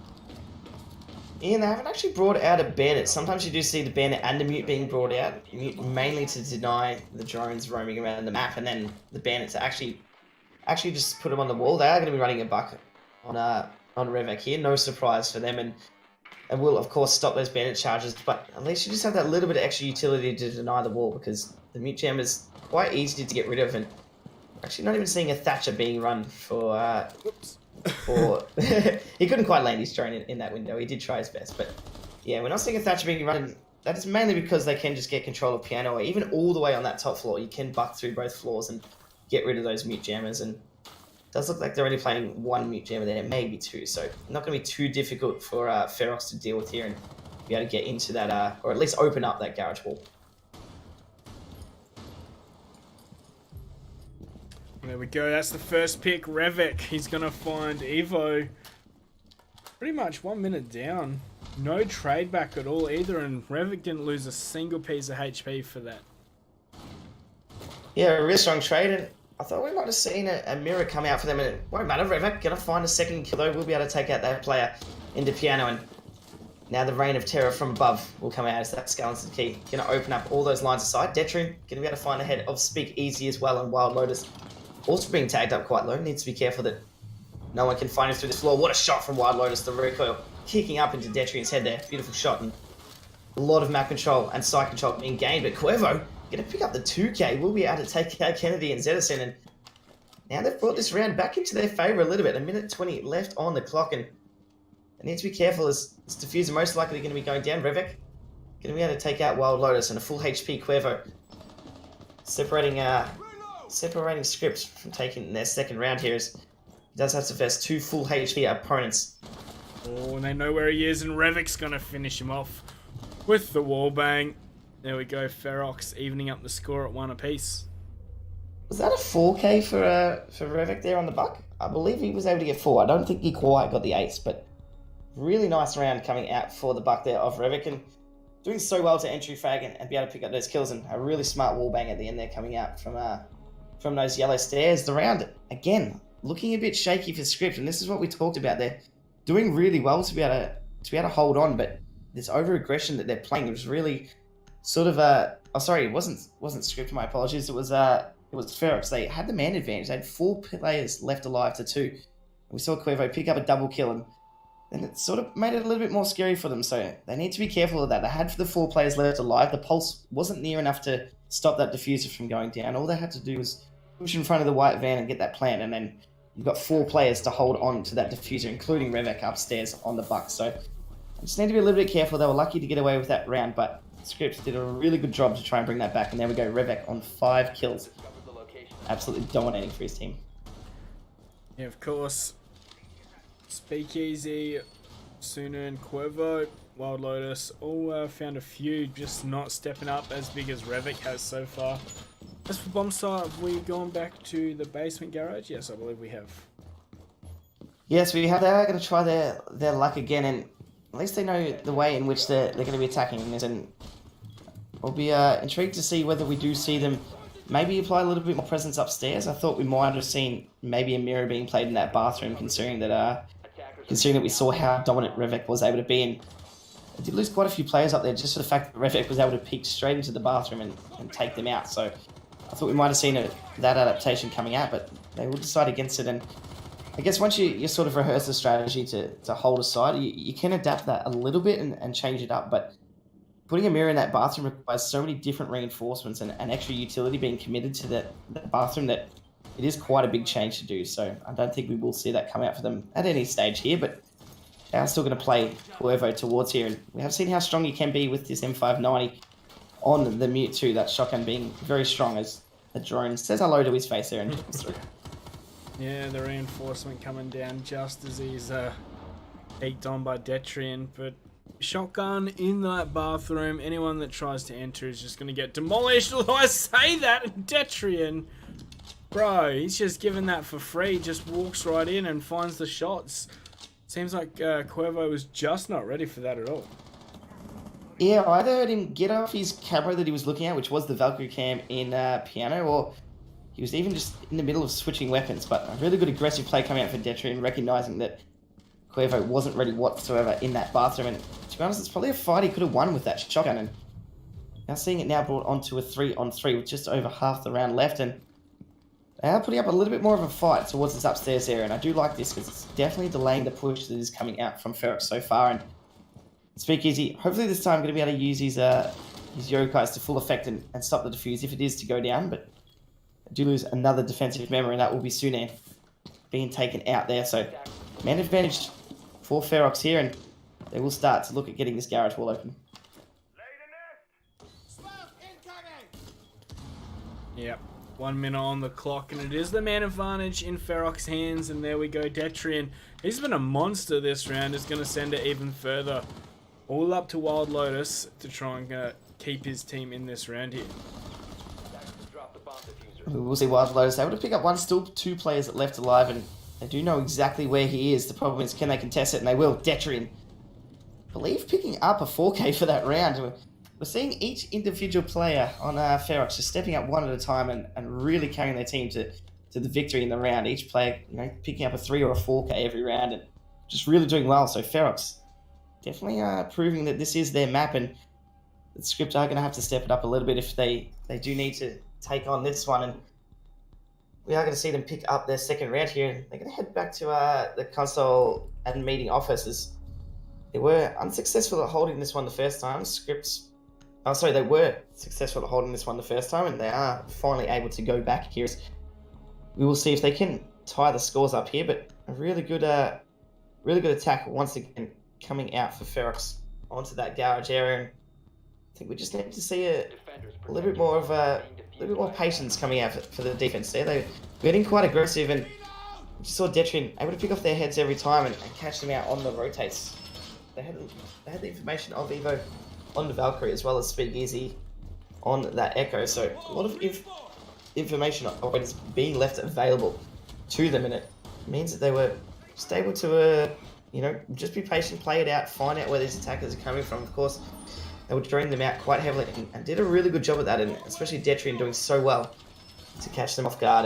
We just need to see them getting that information back on them and getting that advantage, because otherwise we've seen how strong Detrian's aim is. I believe he hit 3 out of his 4 kills there with headshots at bearing 9. The only one not to find the headshot there, I believe, and he's just doing such a good job of really pushing in there and bringing that aggression, and they're just not really ready for it. And I think if they're just playing a little bit more passive on script here and just making sure that they can just hold those angles and get ready for the attackers to push into them, I think they'll be much better off. But Revek has been doing such a good job opening up these lines of sight and doing so well on the buck here. Evo does have a camera out there, will most likely be caught out by the attackers of Ferox, as it was thrown out while there was a drone out there for Revek, so I'm sure that Valkyrie cam will be made light work of, as Barna can open up a line of sight in towards that bunker now, and Zedison being very sneaky, pushing towards this officer. There is one player of Wildload sitting up there who may potentially see peek the hatch, but we've seen how strong that position is sitting in there, just contesting that office and making sure. But there we go, Detrian once again going to find the first kill of the round, and we've seen Ferox have got the first kill in every round this time so far, Monkey. So they're doing a really good job, of taking that fight to script, as we do see him pick up another one there, but Rick's going to be taken out by Sunan. Yeah, there we go. Oh, Revik's going to spot the smoke, but can't quite land the killing blow, and I think Sunan, he's going to piece his way all the way out of the bomb site there. So, that's a nice shot from Revik, isn't it? That is a beautiful headshot, especially with a holographic like that. Just a really good shot. That's going to bring the man advantage well in their favour here. And Monkey, I think we definitely should see this round going to Ferox. Yeah, Revik's been an absolute monster here on Consulate so far, hasn't he? He's been bossing it. Although this flank here, it's going to go down to Revik, but Zedison is going to reply. It's up to Cuervo in the 1-on-3. They know exactly where he is, thanks to him spraying through the wall there, as we're going to see the execute onto the site. Oh, the QEs are going to allow him to get the down there on Detra and the finish off just to pad those stats. But it's a 2-on-1 retake now. Yeah, what most likely we'll see here is one player just sitting on the balcony, not even peeking the angle, and then the Capitao just bringing the fight to the Jaeger. Cuervo, though, going to be able to down him. Not a lot of HP on his side, and Capitao going to be able to provide a lot of information at the moment being on this side, as the flashes do come out for the Ash. A pre-fire, though, coming out for Cuervo, and not a lot of information of him besides the fact that there is an Ash waiting out there patiently on the balcony for him. He's got to take a peek of which side he looks at, and Claymore will be able to cover him anyway. A nice shot for Cuervo, and Ferox take out their 3rd round in a row, and Script really haven't looked like having an answer on their defense yet. They were able to win the first round, but Ferox doing such a good job of just being able to get this map control really quickly, and they've been left with a lot of time in each of these rounds to just be able to get there, find the kills, or at least get the diffuser down. So really good work there for them, and definitely what they needed to bring to script here, because their first map of Oregon was looking quite shaky. So it's nice to see that they are well rehearsed on this map and bringing a really good fight to script here. Yeah, 3-1. Ferox looking a lot stronger on this map than they did on Oregon, aren't they? Yeah, and I think it's just down to the fact that they're not waiting to see if the anchors are going to peak or get aggressive. They're taking the fight to them, and they're being quite aggressive, and I think it's definitely paying off for them. They're aiming quite well. We've seen some incredible shots come out from both Revek and Detrian here, and I think it's they need to be confident with that. They need to back themselves, and with these Q&E spams like we saw Cuervo doing there, if they're able to do the same with these quick peeks onto the side and able to get these frags, then they're just seeing how effective it is for them to be able to take out the round every time they've had that man advantage. They've been able to take it out, and we've seen them get the first pick in all 4 rounds so far, and they've been able to take out 3 of those. So they're getting those important picks and taking that aggression to script, and I think we definitely need to see that strategy playing out for the rest of their attacking half here. Otherwise, we will definitely see script running all over them. And Sunan also got a little bit unlucky in that last round. He had a really nice flank coming towards that long desk. Was able to find a kill on one and tag up the other, just sadly not switching to that shotgun quick enough. But it really feels like the difference here for Ferox is that Revik and Detrian are just going nuts, aren't they? Yeah, well, you are actually quite right as well. We're seeing the occasional kill come out for these other players, but if we are able to catch a little bit of a glimpse at the scoreboard a bit later on, we will see Detrian and Revek just on a massive amount of kills. They'd have to be on at least 6 each at the moment, I would say, compared to their teammates. So we see Exco completely miss a castle barricade there. Yeah, unlucky from Detrian there, but that castle barricade is going to be opened up. No one to deny him. And also, what else was he planning on using those X-Kairos on? I suppose to get into the bomb site, but it's not really required. Just a bit of an angle. We'll see if it comes back to bite them later on, won't we? I think we will, but the way that we've seen them pushing the side each time, they've been pushing straight through that door on Visa stairs. They haven't even needed that rotation hole that they can open up in the back of the site to get in there. So, as you said, those X-Cars really only going to be used to deal with those castle barricades, and it means that you're going to have the Ash of Kennedy and the Sophia of Rix being able to use their soft breaching utility elsewhere and opening up a lot of lines of sight that can be more of a surprise. You can use those X-Cars just to open them up. It doesn't matter how long you take to open up that castle barricade, whereas if you're able to quickly catch them out, quickly open up with the Sophia and concuss in there and get a kill, then it can be quite advantageous. But we will find these scripts able to get the first kill of a round here as soon as on the SMG-11. We'll be able to find Rix there, and they do lose the Sophia, so quite a strong operator that they are able to take out there. So a good start to the round for Script here. Is that Script finding the first frag for once, I believe, JP? If my stats are correct, then yes, it is definitely the first frag, and it'll be interesting to see if that can turn out into a round win for them. But Zedison going to have something to say about it. We'll be able to take out Cuervo here, and Evo with a beautiful C4. We'll be able to take out Revik, the Capital of Zedison, not able to find it, and 2 kills now for Evo, and Script really turning this round into their favour, but Kennedy going to be able to find one. Evo with his third of the round now. Only one player left, and they know exactly where he is, Monkey. Yeah, and he's going to be found at range there by Speakeasy. There we go, Script putting another one up on the board. You know what they had to do? They had to shut down Revik, they had to shut down Detrian, and then the rest of it was smooth sailing. Yeah, and I think I was saying before that they needed to play a little bit more passively, and I think they did the complete opposite there. They got aggressive, they were getting in their face, and I think it actually worked in their advantage. Soon then, we've seen what can happen when he is able to get those flanks and apply the aggression. SMG-11 from close range, or even that M590A1 shotgun. Such a strong shotgun to bring out close range, and I think the aggression in that round was definitely able to help them there, because we have seen that Ferrix done a really good job of surrounding the bomb site each time. They just haven't been able to contest that as well. So if they're just spreading out a little bit more from this site, getting those quick early kills, it slowed down the attack quite a bit there. And we saw there was only about 30 seconds left when those last couple of members were alive for Ferrix there, and they're doing a really good job of wasting time. So I do like that there for them, and we're actually going to see 2 ACOGs come out here. No, 3 ACOGs, sorry, coming out now, as they are going to head down to this main lobby area. And Speakeasy thought we might have seen change onto the dock, but he is going to stick with that Echo. But these ACOGs going to be quite difficult to deal with, as we've actually got quite a lot of holographic operators running on Ferox here. Yeah, definitely quite a few. We are going to the ground floor though, and this is a bomb site where you have to be very aggressive on the attackers outside. Like, you really have to take the fight to them, peeking out all the windows. Otherwise, you know, they're going to just execute how they like. You got to be slippery. You got to make it very difficult for the attackers, don't you? Yeah, and this upstairs hold, it's going to be what's definitely going to decide this round there for them, how quickly we can see Ferox take over them, or if we are able to see the push really slowed down by Script. And you usually hold this site pretty much like you would hold upstairs, the main difference being that you actually play a lot of operators inside these upstairs rooms instead of a little bit out and contesting office. So we will see them holding upstairs, although Detrian going to try and start opening up some lines side here, opening up these windows and seeing if he can catch anyone on the rotate here, as he does already make his way in. He doesn't spot the player over to the left though, and a whiff shot means Evo going to be able to find a kill, and only losing half of his life as a result of that. Even going to put a reinforcement up there for himself to just give him that little bit of extra protection. So a really good start here for Ferox, and they once again able to get the first kill in the round, and will hopefully be able to set up the rest of the round for themselves. Wrong way around, I believe, actually. Script got the first kill there. Ferox off to a poor start. Yeah.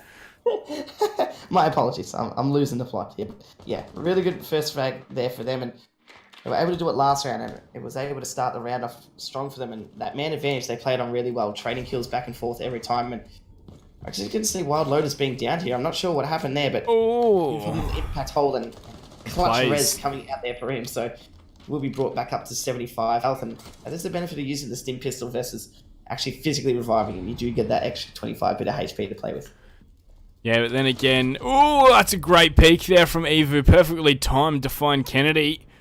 Man advantage thanks to the Jaeger. Oh, a third as well.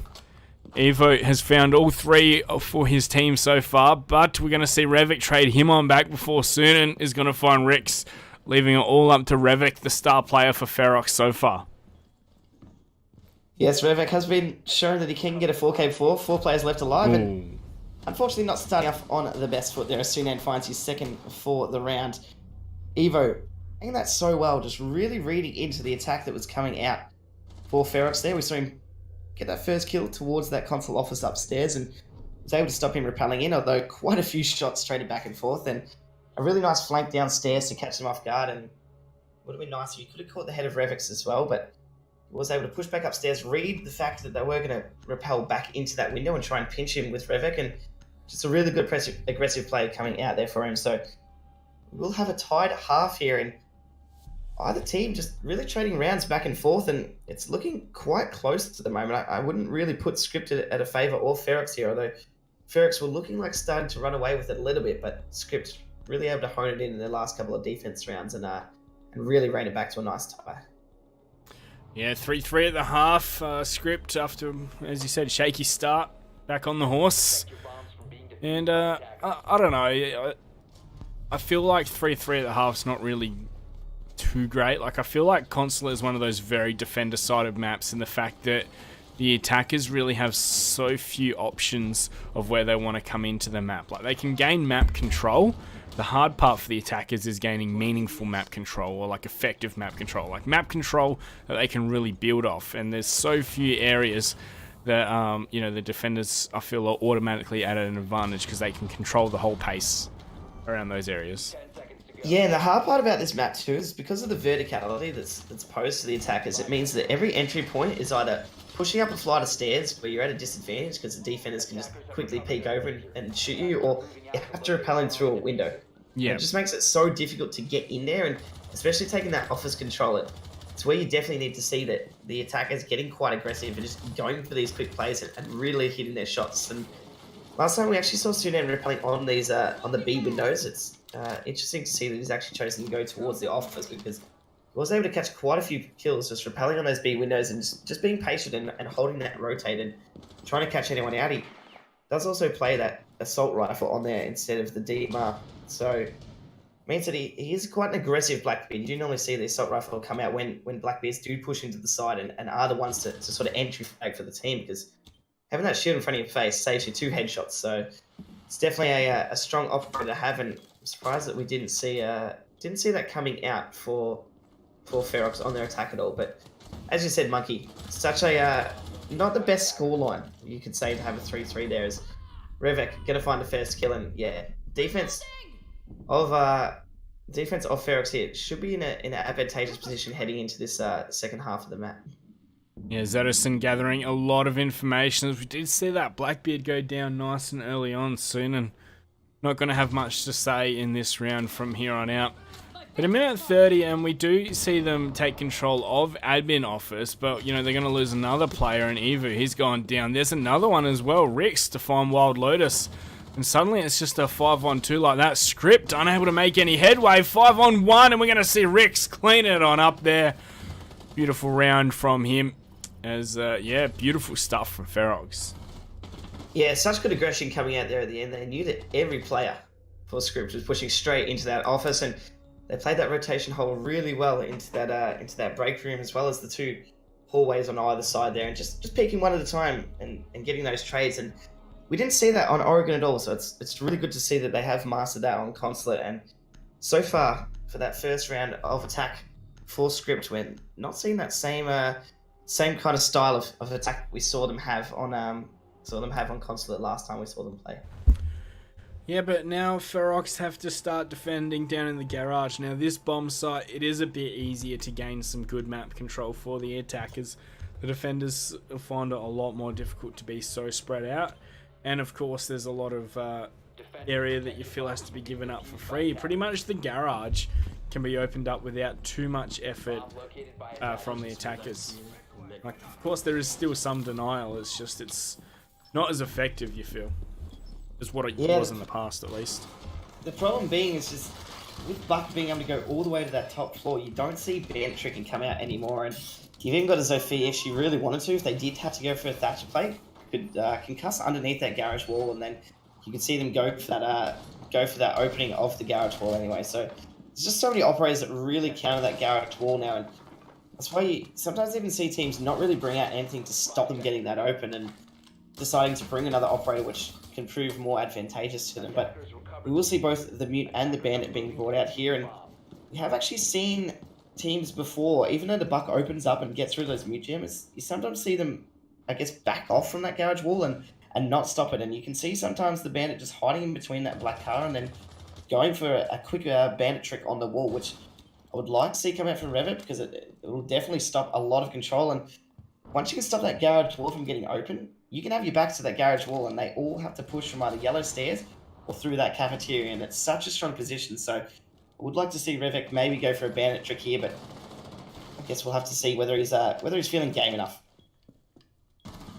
Here we are going to see the drone gather the information that he is over there trying to Bandit trick, and I think it looks like it's going to be opened on up, well, unless Revic's got the speed. No, not quite.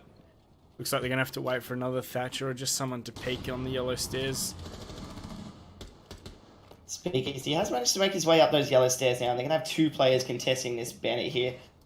Just waiting for him to be able to pick off that one, but there won't be anything to contest it as the other three shockwires have been used elsewhere, so they will finally be able to get this garage wall open, and defenders of Ferox forced to fall back a little bit, but he did a really good job. He was able to waste a minute 30 there, and Detrian not going to be able to get the interrogation as there was another player covering there, but a really good kill to start off this round for them, and it's definitely what Ferox have wanted here. Every time they've been getting these first kills in a round, the script really haven't had an answer back, and it's made it quite difficult for them. It's just a flank that really shouldn't be happening. Like, where's the cover from script? And, you know, they've just lost their Buck Free, who's going to be an integral part of this attack. Yeah, besides the Sophia now and Ash opening up that floor, it's definitely a huge operator to lose, because you can just force them out of that white van, and it won't matter. Those two now going to be able to push down and get one Kennedy. Going to refed back and kills, just trading back and forth, but we will see Ferox coming out on top here.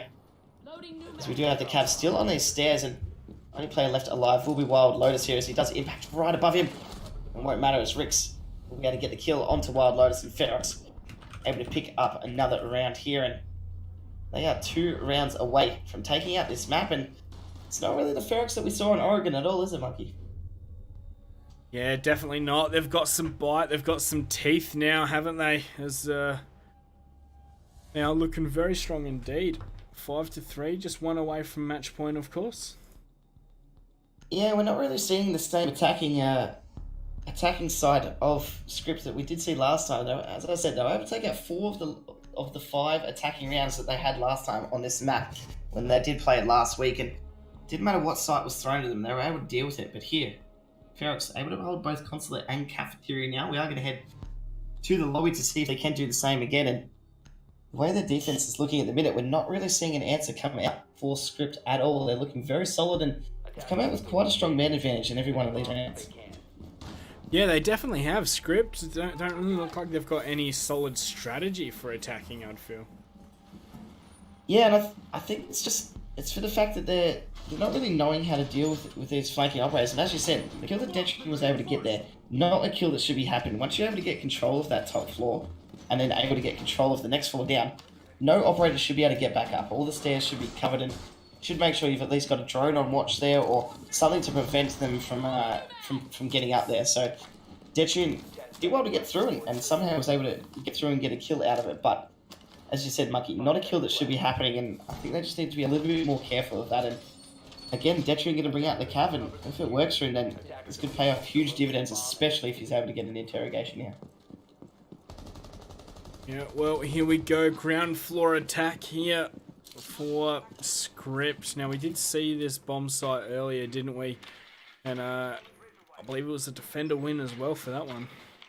Yeah, scripts were able to take out this round, and it was quite a convincing win for them too on that one. So we will, for Ferox's sake, hopefully see them be able to take this one out. As is just such a difficult site to attack for the fact that you not only have to get that top floor control, you then have to prevent the defenders from getting back up there, and then once you do that, oh, my apologies to interrupt that one, as Sunan actually going to hit a shot through the wall there onto the head of the Valkyrie. That is Revek, and that is a big kill there for the Scripters. They lose their Valkyrie, and Revek, as we've seen, has been such a huge fragger for their team, so a really good kill to start off this round for Script. But yeah, as I said, we saw them able to hold on to it on their defense side, and it should give him a little bit of advantage as to attack in this one, but it is quite a difficult side to attack for the fact that first have to get that upstairs control and then drop down either through the hatch or in the main entrance and then try and get that plant. So it is quite difficult.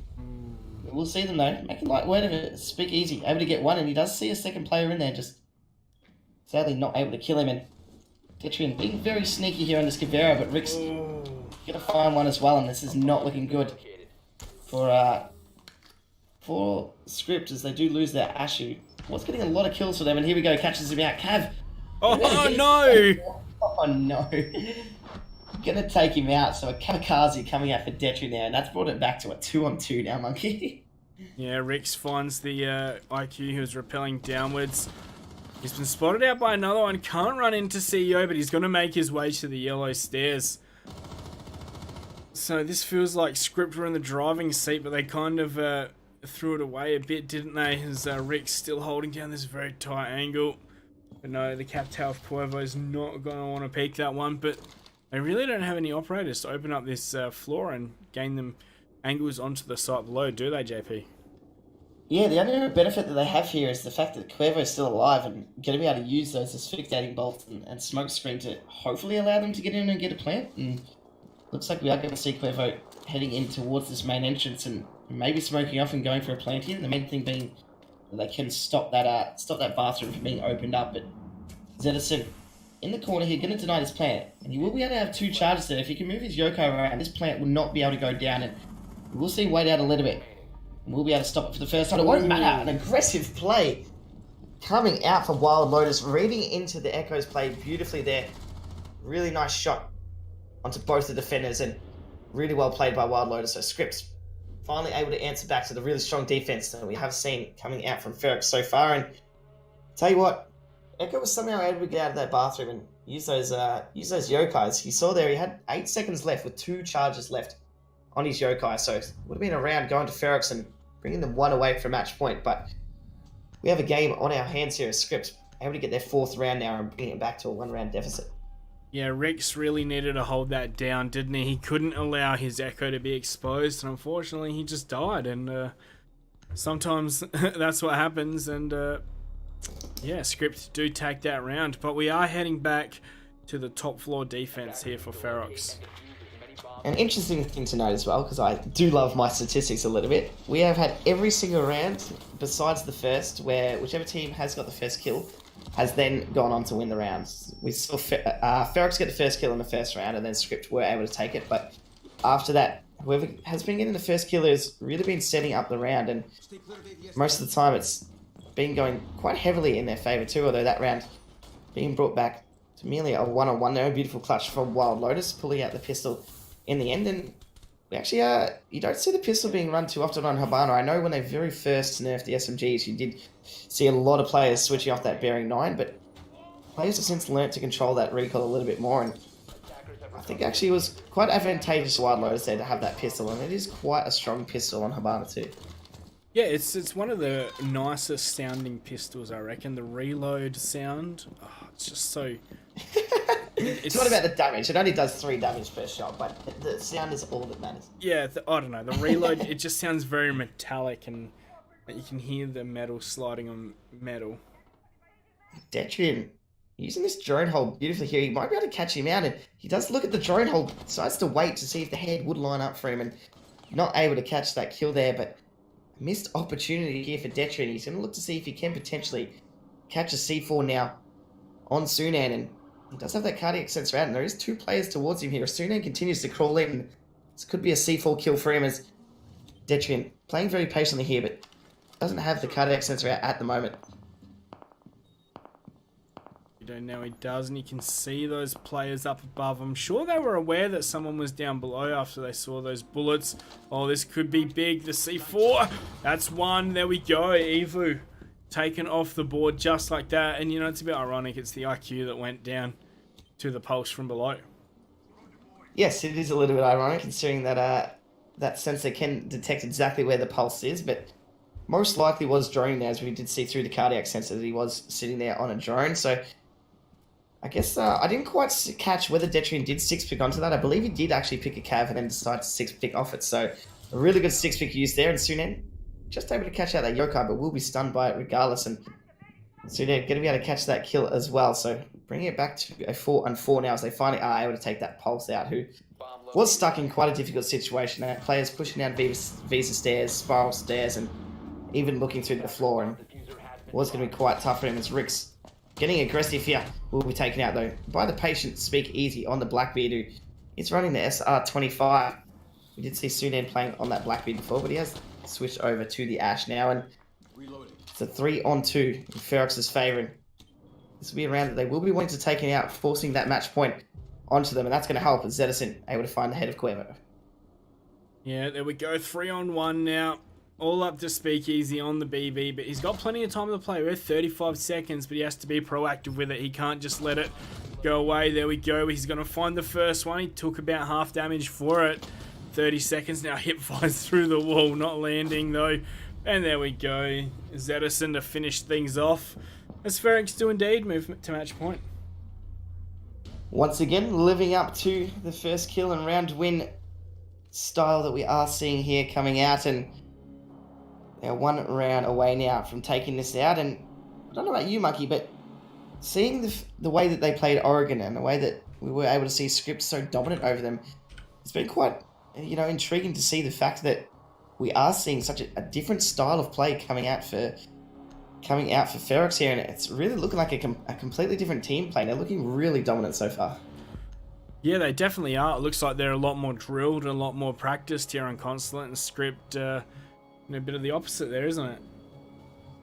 Yeah, I think Script just getting caught off guard a little bit and not really expecting this aggression that we are seeing come out from the defenders here. And not only has there been aggression, there's also been a lot of patience coming out from their roamers. You know, we're actually seeing the anchors sort of get a little bit more aggressive onto these players. Well, you got the likes of Detrian just sort of hanging around on this tab for a lot of it and playing it passive. But we can see there, Detrian 12 kills on the scoreboard there, and 9 each for Revik and Rix, whereas Sunan doing a lot of work for his team, 11 kills, and then almost half for every other player on the team. So kills just aren't quite there for anyone besides Sunan on Script here. And I wouldn't say that is the reason, and we have talked about it before. It's the kills not really being the reason that the teams could be losing, but when you're not winning a lot of these gunfights and just really getting rolled over by the defense of Ferox, it's definitely not helping them. Yeah, we definitely have to agree with you there. Another thing of note, I feel as well, is that I don't know. We saw Revik early on absolutely popping off on the buck, but it really feels like he's slowed down a bit. But his team is still in the lead and is still winning.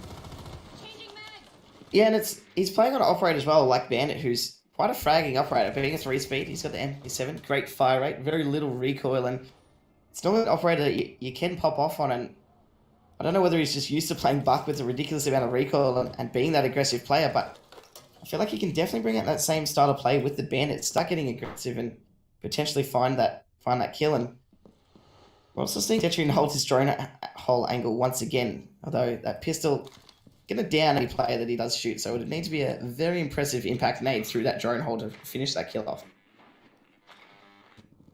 Yeah, for sure. As we see Sunan take control of admin offices. He does have support ahead of him, in fact. It's not looking like as well that anyone is contesting this upstairs area, or even the middle floor is being contested, I believe. No, it doesn't look like any players for Ferox are contesting this middle floor. So 5 anchor players sitting down on this bomb site, waiting for the attack that is going to come out there. They haven't brought a buck this time as well. They have decided to go the Thatcher Thermite combo with a sledge upstairs, and considering they've been playing a pulse, I don't know whether that's the smartest decision. Of course, they don't have one this time, and they are able to catch out that Kavera of Detrian, but We're going to see Revek now, able to pick up one for himself as well. And there we go, Revek starting to step up once again for his team on Ferox. And Speakeasy not able to catch out this Yokai. A C4 goes begging by Revek as he will miss that one. And seeing aggressive play come out from Revek, finds the second of the round. And Mikey, you've given him powers. You've told him to step up, and here he goes, getting 2 kills already. Yeah, there we go. We're going to see one traded back, though, by Evo onto Kennedy, putting us into even man count here. Garage just been opened up as well, of course. So, so Script might be getting ready to go for this plant at any moment. There's not a lot of time left on the clock, although they have managed to get the garage wall open, and the real control they have here is that yellow stairs, and we do need Evo to be really careful that someone does not come behind and flank. I'm also seeing quite a few Yokai shots coming out from Zedison, and I don't know whether that's the smartest move. He should most likely be trying to save them for this diffuser to go down, because we saw last round, if he was able to stay alive in that lobby hole, sorry, the second last round, then would have been able to stop the diffuser. So they do need to be really careful here. Evo, though, going to be able to finally take out Revek, who was doing quite a good job for them here, and he's going to start to go for this plan. And Cuervo, who is covering the diffuser, will get taken out. Rick's going to find 2 with the shotgun. Wow. Evo, the already player left alive now, and the bearing 9 of 1. He's got 1 second to find a kill. Player will be hiding in Ferox Esports. Gonna take it out in a beautiful fashion there. A really good hold coming out for them in the end, and we see a 7-4 scoreline for them, and quite a really dominant map coming out for Ferox. A really good showing from them. Yeah, it's definitely great to see them bounce back so quickly after Oregon, which they lost 7-3, I believe. Also, another thing to note, thankfully no rehosts on this one. Yes, we did do very well with the technical issues there. There we go, 3 players on the side of Ferox with the double digits. 12 for Detrian and 11 each for Revek and Rix. A beautiful double kill in that last round by Rix there. But overall, 2 very different maps that we saw come out from both teams there. Script being quite dominant on their map pick of Oregon, and then we saw how dominant Ferox were able to be on Consulate. So a really good showing for Ferox there, and I didn't think we were going to see that in the second map. So it was really nice to see them step up and really able to bring it to Script there in that second map. Yeah, well, thank you so much, ladies and gentlemen, for dropping by for this matchup. I've been Monkey Fist. This has been JP. I'm going to be heading off. We're going to have Infi and Ewok taking over the stream in just a moment, guys. So don't go anywhere. And yeah, stream will be up very, very shortly once again.